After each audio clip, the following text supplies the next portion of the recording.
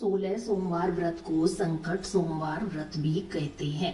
इस व्रत को मुख्यतः किसी बड़े संकट से छुटकारे के लिए संकल्प लेकर किया जाता है। यदि आप आर्थिक रूप से बुरी तरह संकट में फंसे हुए हैं या फिर घर परिवार में कोई न कोई गंभीर रोगों से पीड़ित हो रहा है तो आपको 16 सोमवार व्रत अवश्य करना चाहिए। चलिए हम शुरू करते हैं आज के 16 सोमवार व्रत की कथा। देखिएगा, एक समय क्या होता है, श्री महादेव जी पार्वती जी के साथ भ्रमण करते हुए मृत्युलोक में अमरावती नगरी में आए। वहां के राजा ने शिव मंदिर बनवाया था जो कि बहुत ही भव्य और बहुत ही सुंदर और मन को शांति पहुंचाने वाला था। भ्रमण करते समय शिव पार्वती भी वहां पर ठहर गए। तो पार्वती जी ने कहा, हे नाथ, आओ आज इसी स्थान पर चौसर पासे खेलते हैं। खेल प्रारंभ होता है। शिव जी कहने लगे कि मैं जीतूंगा। इसी प्रकार उनकी आपस में वार्तालाप होने लगी।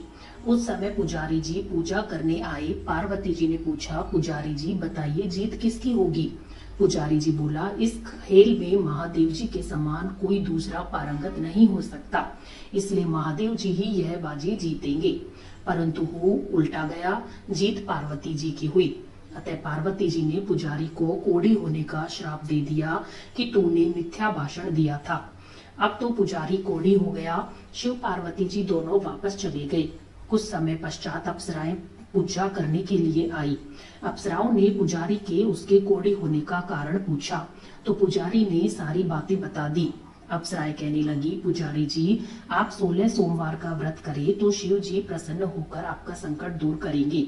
पुजारी जी ने अप्सराओं से व्रत की विधि पूछी। अप्सराओं ने व्रत करने और व्रत के उद्यापन करने की संपूर्ण विधि बता दी। पुजारी जी ने विधि पूर्वक श्रद्धा भाव से व्रत प्रारंभ किया और अंत में व्रत का उद्यापन भी किया। व्रत के प्रभाव से पुजारी जी रोग मुक्त हो गए। कुछ दिनों बाद शंकर पार्वती जी पुनः उसी मंदिर में आए तो पुजारी जी को रोग मुक्त देखकर पार्वती जी ने पूछा कि दिए हुए श्राप से मुक्ति पाने का तुमने कौन सा उपाय किया? पुजारी जी ने कहा, हे माता, अप्सराओं द्वारा बताए गए 16 सोमवार के व्रत करने से मेरा यह कष्ट दूर हो गया। पार्वती जी ने भी 16 सोमवार का व्रत किया जिससे उनसे रूठे हुए कार्तिकेय जी भी अपनी माता से प्रसन्न होकर आज्ञाकारी हो गए। कार्तिकेय जी ने पूछा कि हे माता, क्या कारण है कि मेरा मन सदा आपके चरणों में लगा रहता है? पार्वती जी ने कार्तिकेय को 16 सोमवार के व्रत का महात्म्य तथा विधि बताई। तब कार्तिकेय जी ने भी इस व्रत को किया तो उनका बिछड़ा हुआ मित्र मिल गया। अब मित्र ने भी इस व्रत को अपने विवाह होने की इच्छा से किया। फलतः वह विदेश गया। वहां के राजा की कन्या का शुंभर था।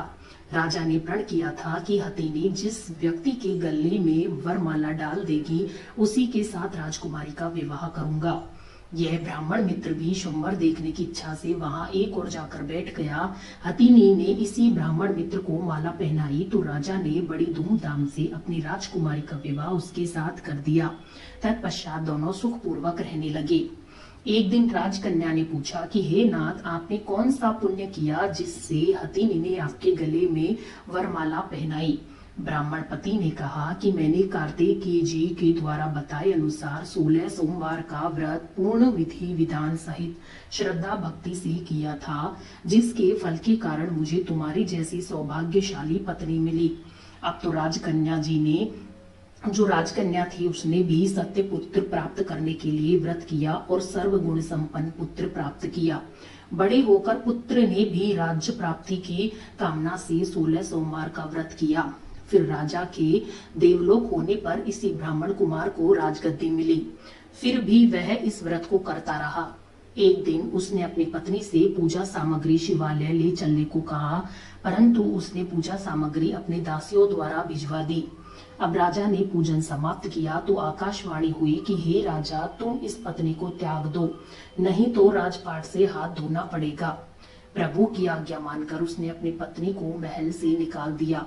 तब वह अपने भाग्य को कोसती हुई एक बुढ़िया के पास गई और अपना दुखड़ा सुनाया तथा बुढ़िया को बताया कि मैं पूजन सामग्री राजा के कहे अनुसार शिवालय में नहीं ले गई और राजा ने मुझे निकाल दिया। बुढ़िया ने कहा, तुझे मेरा एक काम करना पड़ेगा। उसने स्वीकार कर लिया। तब बुढ़िया ने सूत की गठरी उसके सिर पर रखी और बाजार भेज दिया। रास्ते में आंधी आई तो सिर पर रखी गठरी उड़ गई। बुढ़िया ने डांटकर उसको भगा दिया।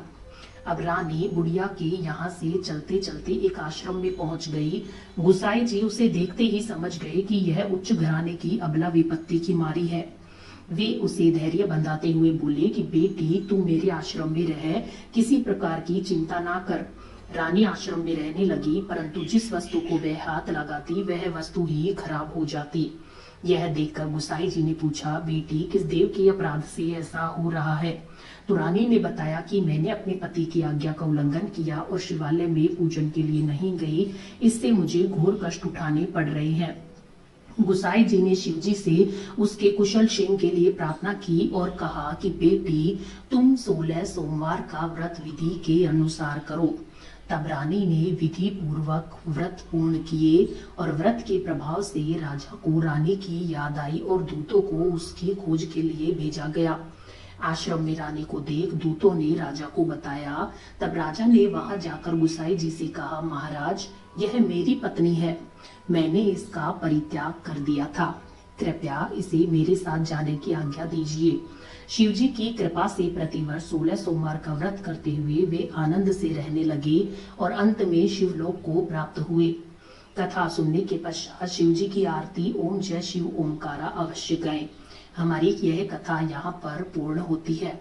हम आपको 16 सोमवार व्रत पूजा विधि भी बता देते हैं कि गाय के शुद्ध कच्चे दूध को शिवलिंग पर अर्पित करना चाहिए। यह करने से मनुष्य के तन मन धन से जुड़ी सारी परेशानियां खत्म हो जाती है।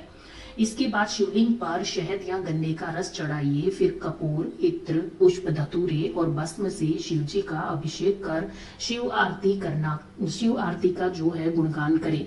अपनी मनोकामना पूर्ति के लिए हृदय से प्रार्थना करनी चाहिए। इस व्रत में सफेद रंग का खास महत्व होता है। व्रत वाले को दिन में सफेद कपड़े पहनकर शिवलिंग पर सफेद पुष्प चढ़ाने से व्यक्ति की सभी मनोकामनाएं पूर्ण होती है। बोलो शिव जी भगवान की जय, माता पार्वती की जय, गजानन महाराज कार्तिकेय महाराज की जय हो। कथा कहने वाले, कथा सुनने वाले की सभी मनोकामनाएं पूर्ण हो। हर हर महादेव। यदि आपको हमारी ये कथा और ये चैनल पसंद आता है तो वीडियो को लाइक कीजिए, चैनल को सब्सक्राइब कीजिए ताकि आपको आगे आने वाली कथाओं की भी समय रहते हुए जानकारी मिल सके। धन्यवाद।